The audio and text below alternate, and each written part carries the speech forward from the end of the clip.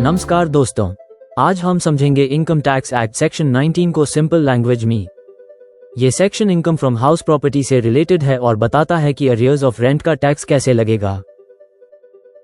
Book meaning of section.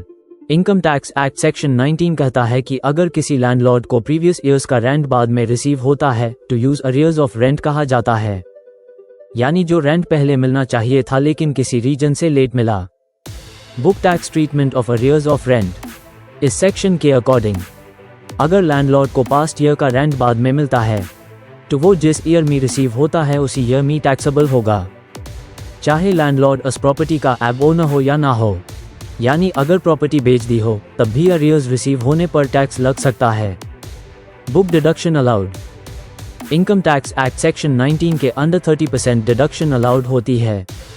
Example, अगर arrears of rent equals 1 lakh रुपए, 30% deduction equals 30,000 रुपए, taxable amount equals 70,000 रुपए।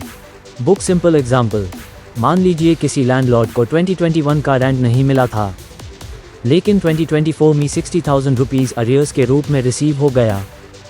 2. ये 60,000 रुपीज़ 2024 के इनकम में टैक्सेबल होगा। इस पर 30% डिडक्शन अलाउड होगी। Bullish I conclusion. टू दोस्तों, सिंपल वर्ड्स में सेक्शन 19 अरियर्स ऑफ रेंट के टैक्सेशन को एक्सप्लेन करता है। ये इनकम रिसीव होने वाले ईयर में टैक्सेबल होती है और इस पर 30% डिडक्शन मिलती है। नेक्स्ट वीडियो में हम इनकम टैक्स एक्ट सेक्शन 20 को समझेंगे।